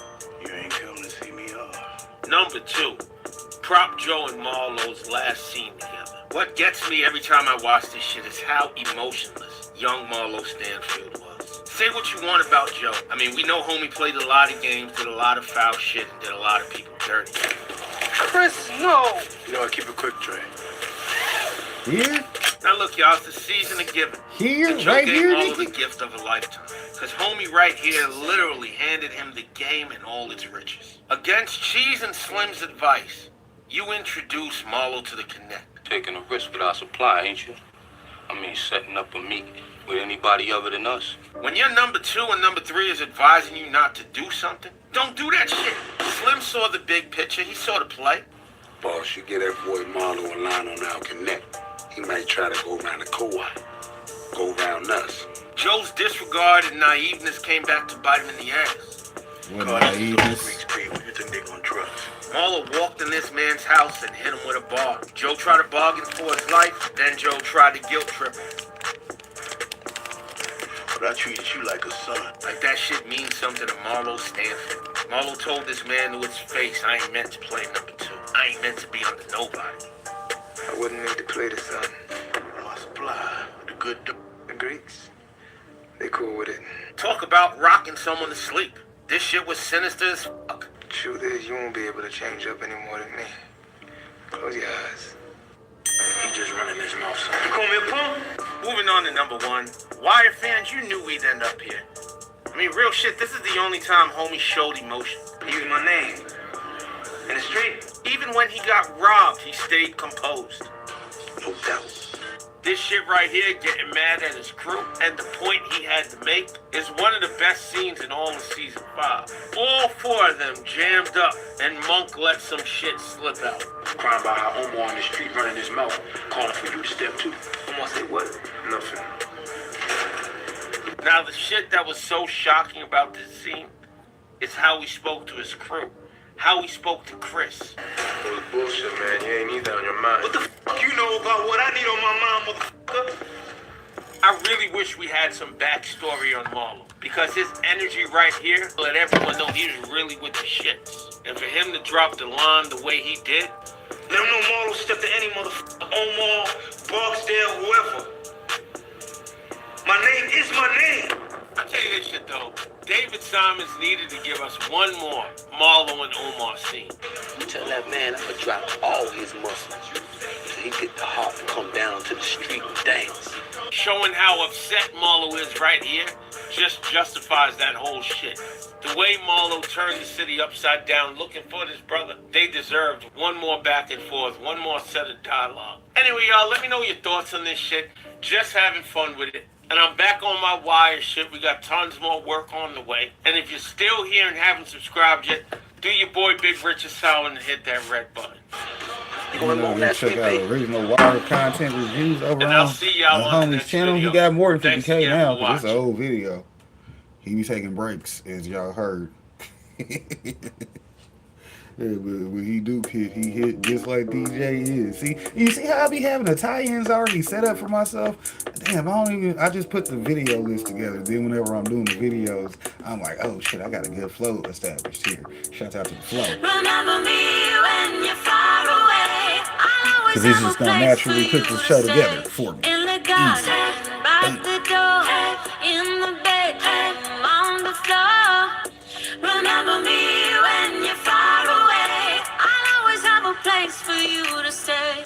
In the middle of the night, I'm gonna be there till the morning light.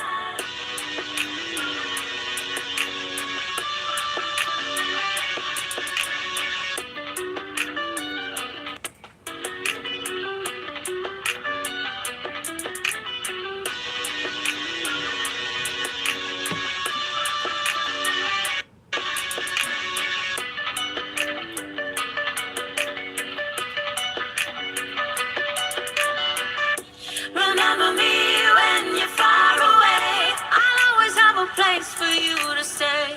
In the garden, by the door, in the bedroom, on the floor. Remember me when you're far away. I'll always have a place for you to stay. In the middle of the night, I'm gonna be there till the morning light.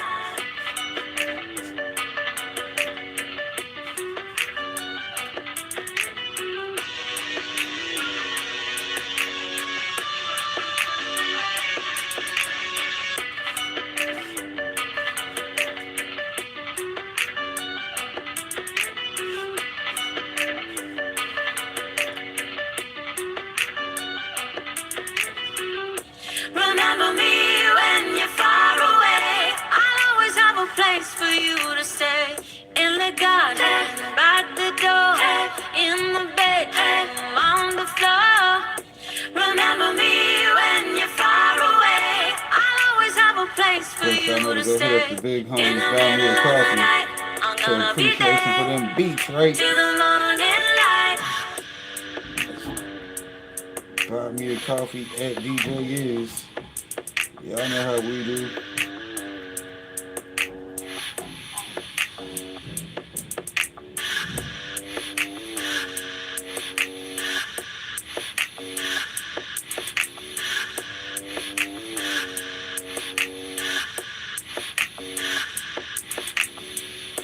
Remember me when you're far away. I'll always have a place for you to stay. In the garden, by the door, in the bedroom, on the floor. Remember me when you're far away. I'll always have a place for you to stay. In the middle of the night, I'm gonna be there till the morning light.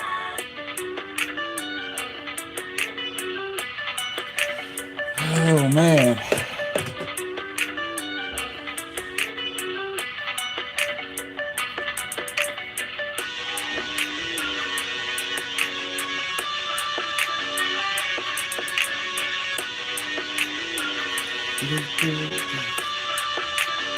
Oh, we still have a whole nother video, I believe.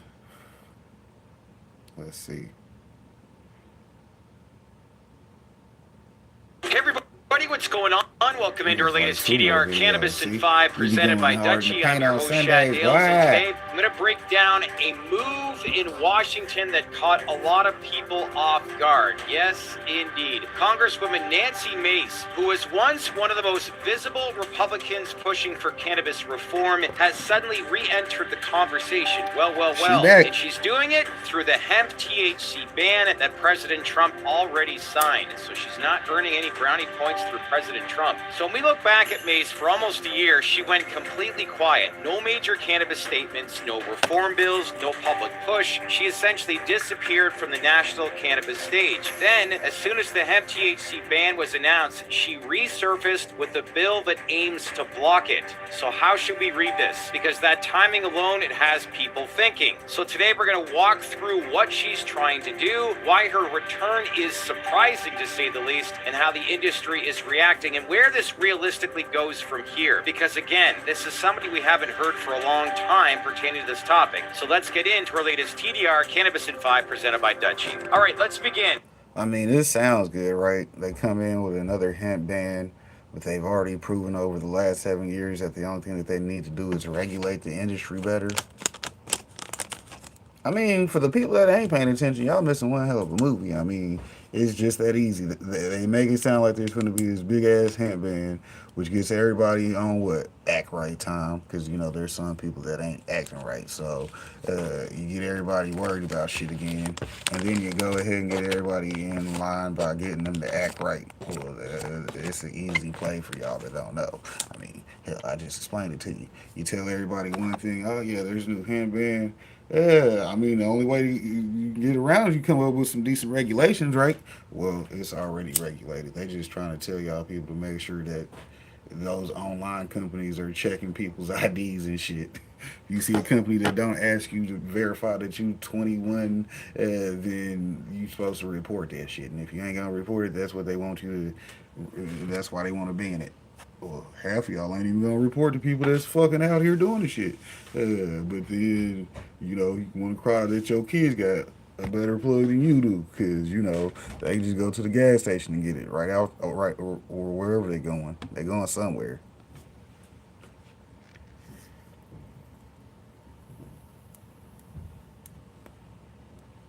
According to Marijuana Moment, Nancy Mace is circulating draft legislation that would reverse or block the new federal ban on intoxicating hemp products. And that's not a small move. The ban, as we know, is broad. It covers Delta 8, Delta 10, THCA flower, hemp-derived THC drinks, and anything else that produces intoxication. So under the law as written, a huge portion of the hemp marketplace, it would disappear. So the question now becomes, why is Nancy Mace suddenly stepping back into the spotlight right now? Because let's face it, this is where the context matters. When Mace first broke into the campus conversation, she positioned herself as the Republican voice for legalization. But what happened? She had momentum, she had media attention, she had support from operators who saw her as a bridge between the parties. But then suddenly, she went quiet. No updates, no bills, no commentary. I mean, nothing. So seeing her return through a hemp bill, especially one that directly challenges a Trump-signed policy, it definitely caught a lot of people by surprise here. So now the question is this bill going to go anywhere? That's the part people need to be realistic about. The political environment right now is not geared towards reversing the ban at all. There is very little momentum inside Congress to reopen this discussion right now. Leadership isn't signaling any willingness, and really the White House, it appears focused on rescheduling, not revisiting hemp language. So while Mace can theoretically generate attention, and she is, the odds that she actually succeeds, they remain extremely low. So this is not a moment where Congress is looking to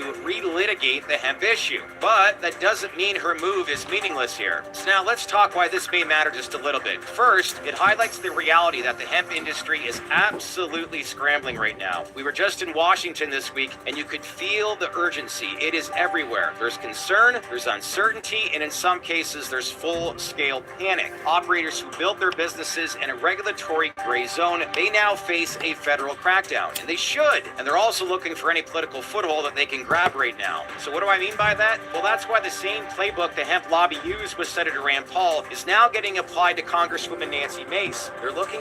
Nah, they just trying to let y'all know y'all had 7 years to see how this shit was gonna go, and now y'all getting y'all report card and we banning y'all ass because y'all ain't doing shit right. So now we want y'all to do shit right. So you'll come up with the policy like he said that is what it's supposed to be. All right, nah, it ain't gonna be no fucking 5% per container. No, we're still gonna keep it at 10 because hell, if you're gonna be sitting at home getting your medication, then you want your medication to be like one good dose. So you don't want to have to micro dose on that bullshit. So we're gonna just get that regulated, and it'll be 21 and over and ID for verification. Now that don't mean you can't buy guns because it fucks with your Second Amendment either, but at the same time you can go get your medicine levels for those that are medicated. Now for those that are just on the recreational side, hell, you still want to go get your medical license because like I always tell you, prescriptions are everything. They keep telling you it's pharmaceutical. Okay, it's gonna be a pharmacy thing. Yeah, just call the doctor. You ain't even got to go. Just call his ass. You know what I'm saying? Spend that bread and get that medical card, and then there you go. You'll be sitting there glad you did it. And it won't even be a problem. For someone, anyone who could reopen this conversation right now. Second, her bill does indeed bring attention to the unintended consequences of the ban. This is something that both sides definitely acknowledge. The current language is broad enough that wellness-oriented CBD products and minor cannabinoids could get swept even though those weren't the original targets. And whether or not her chances of highlighting that overreach still has value because it pressures lawmakers to at least acknowledge those gaps. So now let's talk about Mesa's strategy in all this. Some people see this as a genuine policy move, and others believe it's more of a political re-entry, a way to get her name back into a conversation she used to dominate. And I could bet it's the latter here in all this. She wants the money. And let's face it, it's a hot topic right now. She clearly wants to be part of this conversation again. And she knows the hemp ban is a national story with real public attention. This is what I believe she's leveraging on right now. But again, it's important to keep expectations grounded right now. Even if Mace brings visibility to... And we know he right because guess what he said? It's all about attention. And she definitely like, well, shit, if I come out talking about this right now, I get plenty of attention for it. Hell, motherfucker ain't even trying to not be known out here so that way the next time I say something, you'll know to listen because you like the last thing I said about it, right? It's hot topicing out here, you know what I'm saying? She caught the vibe. She was like, shit, let me go ahead and just like double dutch. She hopped in. Yeah, she was ready.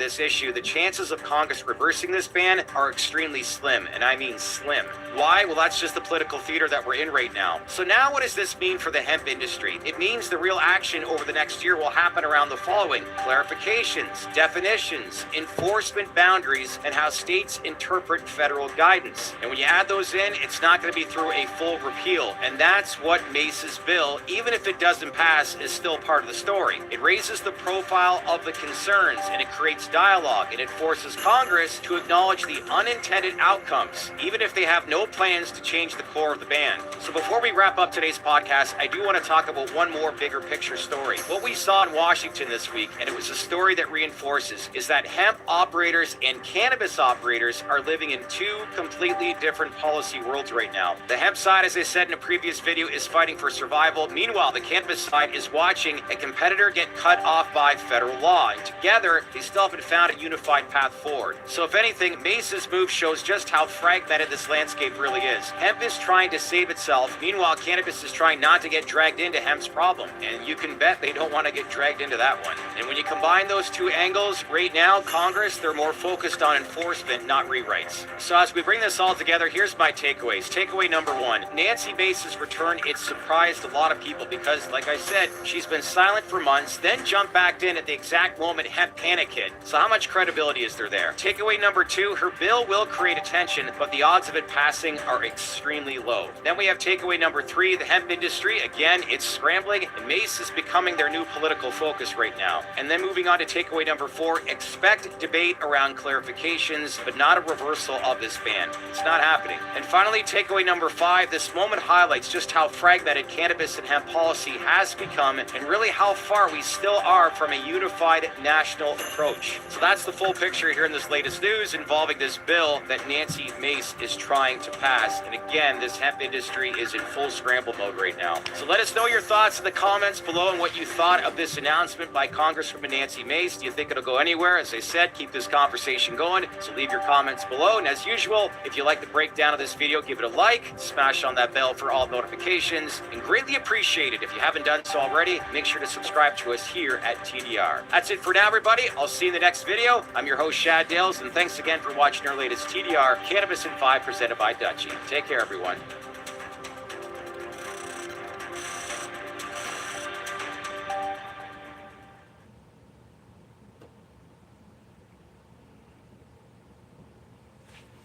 Plastic roll. What time is it right here?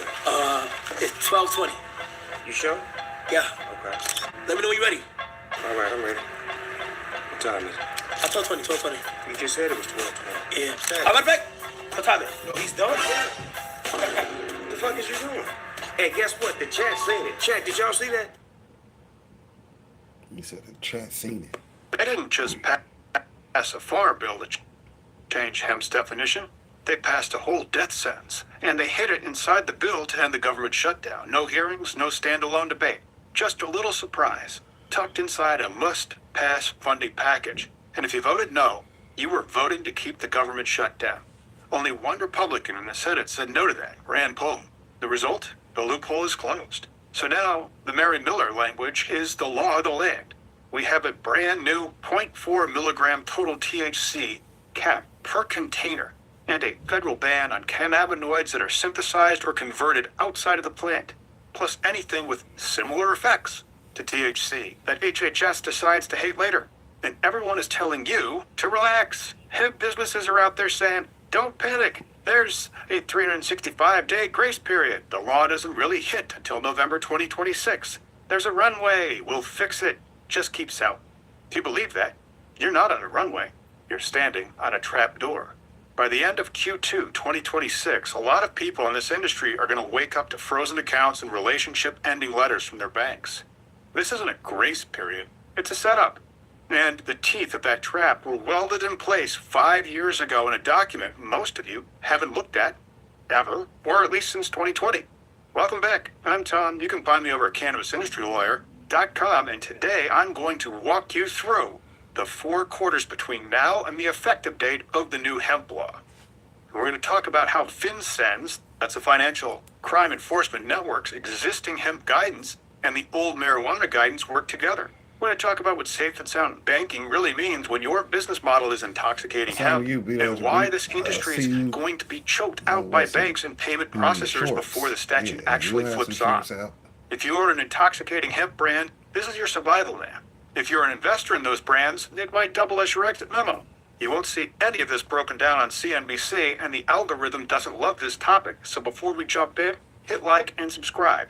Okay, let's talk about who actually killed this industry. While you're out there yelling at Congress, you're missing the actual executioners. The people who are going to shut down intoxicating hemp are not the cops. It's not your local task force. It's not the DEA kicking in the doors. It's your bank's risk committee. It's the prudential regulators behind them. Who are the prudential regulators? The Fed, the OCC, the FDIC, the NCUA if you're at a credit union, and your state banking department. And the weapon they're going to use is already loaded. Published over 5 years ago. It's sitting in one of their files titled FinCEN Guidance Regarding Due Diligence Requirements under the Bank Secrecy Act for Hemp-Related Business Customers. That's the June 29th, 2020 guidance alongside previous 2019 hemp guidance and the 2014 marijuana guidance.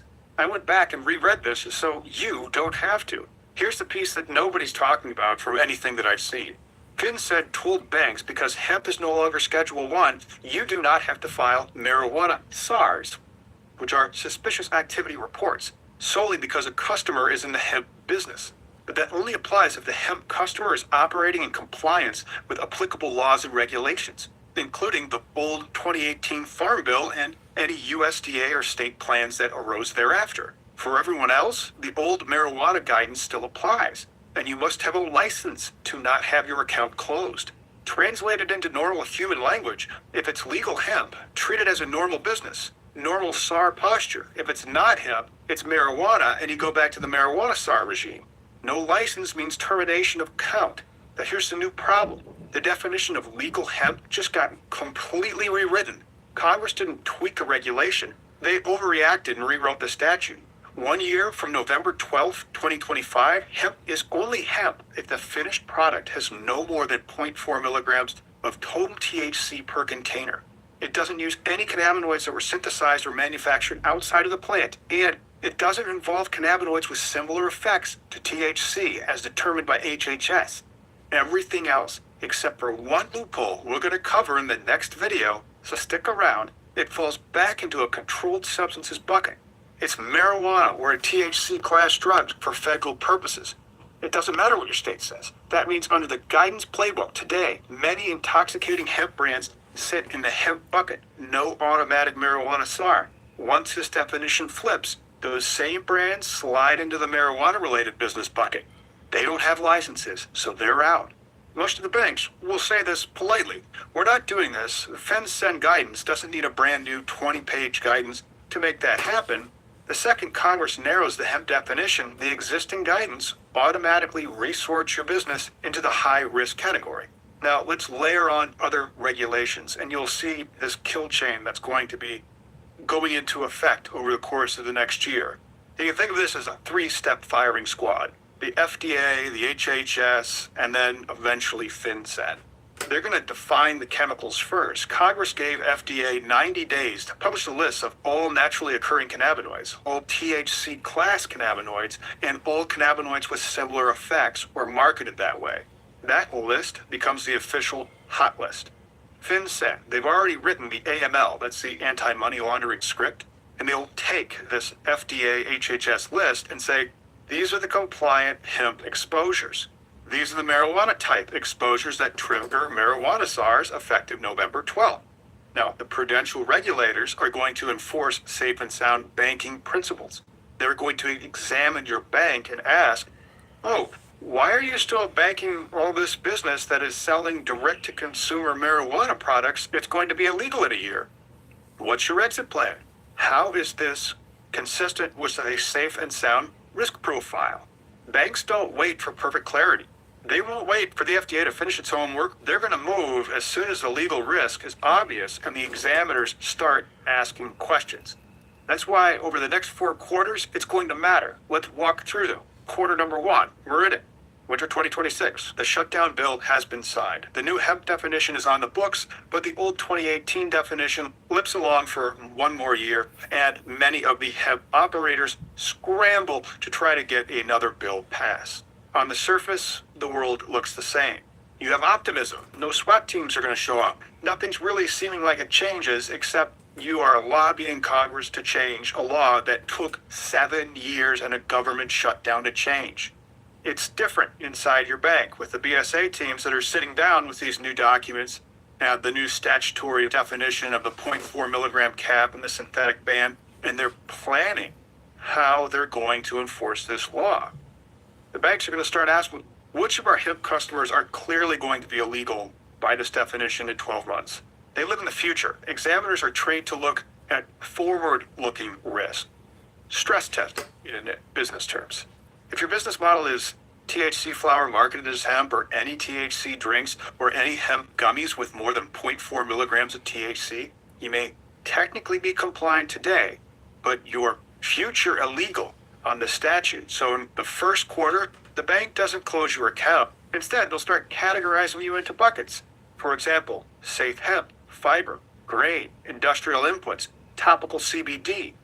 Bad bucket, toxic hemp, ingestibles, vapes, smokables, psychoactive anything, even some soft touches. The bank might reach out and say, please send updated COAs. Please certify that you do not use synthetic or converted cannabinoids. Please describe your plan to comply with the pending federal law changes. They're not being curious. They're papering your file. At the same time, the FDA and the HHS, they get their assignment out of the way, and in 90 days, they publish the new cannabinoid list. Like, do I think that the FDA is starting from a blank Word doc on day 1? No, they've been studying Delta 8 and giving reports on them for years. So what's the takeaway from Q1? If you apply for a new account and your NAICS code or website screams intoxicating hemp, you are probably already getting quietly declined. The door isn't slamming yet, but it's not opening for new players. Now we get into quarter two, spring of 2026. Somewhere in February, the FDA and the HHS published these lists.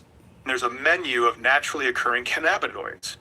There's a THC list, and there's a similar effects list. And this is a trigger effect because it gives banks and regulators a bright line chemical map. Your hemp-derived THC drink, over the line and on the list. Your THC flower, caught by total THC and similar effects. Now we go back to the FinCEN frameworks. Banks must file SARs when they know or suspect that the funds involve illegal activity. They must do ongoing monitoring and update customer risk profiles when the risk changes. Once the FDA list drops, your bank can't pretend it doesn't know what's intoxicating anymore. And it's not just banks. This is where Visa and MasterCard wake up. Their legal teams tend to outrun the federal regulators and take actions first as to acceptable risks. High-risk merchant codes get updated. There aren't high-risk merchant codes for hemp. Banks may start getting hints from regulators to clean up their portfolio so that you may wake up one morning in May or June and try to run a normal batch of transactions and a big chunk comes back decline. Your processor tells you policy change. We can't board this product category anymore. Stripe kicks you out. Did Congress ban you today? No. But the combination of the FDA's list and FinCEN's old guidance and safe and sound expectations against the risk of loss has your banks starting to strangle you. And so the takeaway for Q2, the technical lines will be drawn. If your SKU lives on the FDA or HHS's bad list, you become a compliance problem, not a customer. This is probably when your payments will start breaking before the law technically starts. Banks start to get their houses in order, especially as we get into Q3. Now, it's the summer of 2026. We're in the quarter before the midterms. Every politician in Congress is up for election, and they go into risk avoidance mode. Nobody wants to run for re-election and have their opponent run ads saying, Congressman so-and-so voted to protect the THC gummies in gas stations near schools. So what does that mean? Congress is frozen. You're not getting a legislative fix in Q3, but the regulators aren't frozen. The examiners from the Fed, the OCC, the FDIC, or the NCUA for the credit unions, and the state regulators start asking very blunt questions in their exams. This is where I think FinCEN may actually take steps with advisory update for hemp and THC. Not a whole new regime, just a clarification memo that basically says, in line of the new federal definition of hemp, financial institutions should, on November 12, 2026, treat customers dealing in cannabinoids synthesized outside the plant or products exceeding the 0.4 milligram THC cap as marijuana-related businesses, and update their customer due diligence and SAR practices accordingly as soon as that law becomes effective. Because once FinCEN says these customers belong in the marijuana bucket, three things happen at the same time. The BSA workload explodes. That's the Bank Secrecy Act. It's tied to the Anti-Money Laundering Act. Every intoxicating hemp client now requires marijuana-style SARs and monitoring. Safe and sound pressure spikes. The prudential regulators are asking, why are you expanding a line of businesses that's about to be federally illegal in a couple months? Board-level risk appetite collapses. Banks ask themselves, why are we risking our charter for gas station? I think it'll be a purge quarter in Q3 2026. You may see 30 and 60-day termination letters going out, lines of credit not renewed, underwriters flagging to not renew high-risk relationships. And no senator is going to rescue you 90 days before an election by championing intoxicating hemp commerce. The narrative will be protect the children, and both parties will lean into it.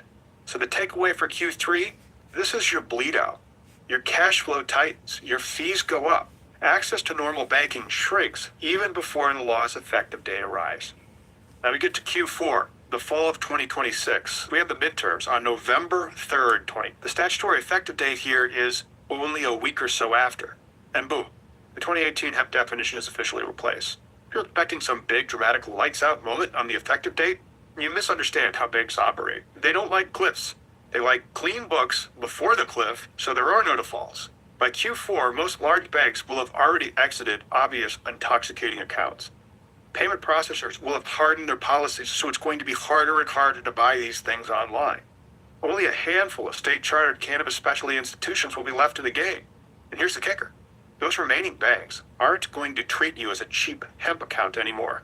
Now you're a marijuana-related business in their models. That means full BSA programs, enhanced due diligence, marijuana SARs, and marijuana price. Those $20 a month hemp account fees, try $1,700 a month and up for serious volume. So by the time the law actually takes effect in November, the industry hasn't fallen off a cliff. It's already been buried. The effective date is not the crash, it's the funeral. And what does it mean? If you're sitting on a warehouse full of THCA, hemp flower, seltzers, or high-dose hemp gummies, thinking you can run flat out till November 2026 and then just close up shop, you're planning for a deadline your bank is not going to honor. From the bank's perspective, the statute is already passed. What are you doing to get into compliance? The FDA HHS hot list will be out. Hemp safe marijuana high risk. They don't get extra credit for being the last institution to offboard you. They get extra headaches. So what do? Let's make this practical. Number one, you can read the FinCEN hemp guidance yourself. I'll put a link in the description below. Don't take my word for it. Notice how many times no SAR is required to the customer being in compliance with federal law. Your whole business model has been hanging off that phrase. Congress just moved the goalposts. Number two, liquidity is going to be king.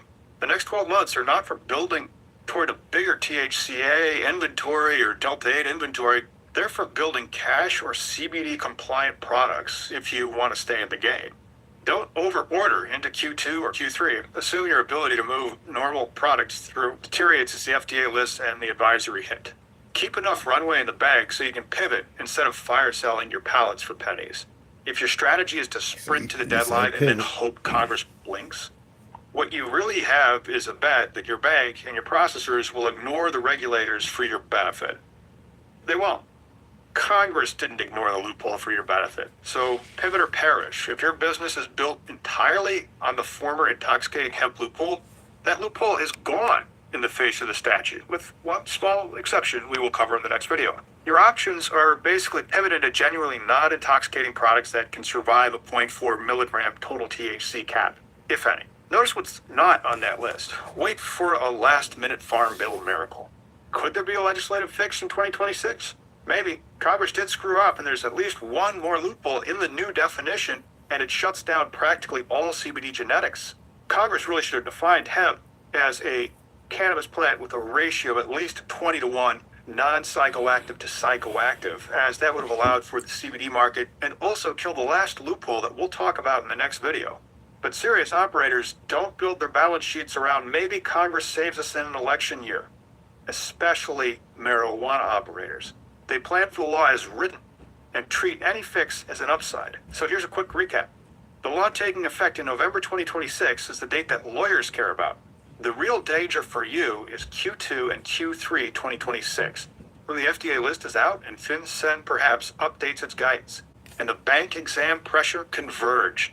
When the midterm general elections has Congress in their districts politicking and not voting on bills, and you're still doing business as if nothing changed, you're betting your entire company on the idea that risk officers at your bank are dumber than you.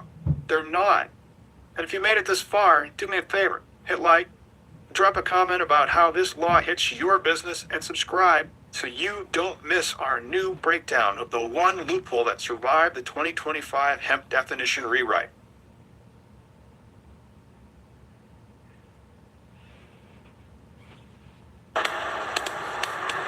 Give it gas when I'm dipping competition, getting past, living fast, furious, staying on track, never worry when I'm spinning. Last better get in back, ride for my dog, alphabeted on us, you gon' get it back. Never split this pack. Whenever I witness cap, we ain't fucking with your fiction, facts, your conviction lacks. When I get up in my bag, I'ma spend, we ain't tripping off tax, clipping this tag, working on my wish list, cooking this cake. Let me flip this stack. You a flash in the pan, while you relaxing. I can't, my team finna pack this sedan, putting tracks in the sand, pushing my craft for the fam, got the people all clapping their hands, putting cash in my brand, keeping my octane high, my graded premium, not 8-9 or 8-7, and when I run across state line, I'm 9-1, I gun it, clock great time, my time come, disappearing in the dark horizon, way I cut turns, I'm as sharp as diamonds, got them on tilt like a car's alignment, this is raw refinement, not a hard assignment, I'ma give it gas, give it gas, bitch.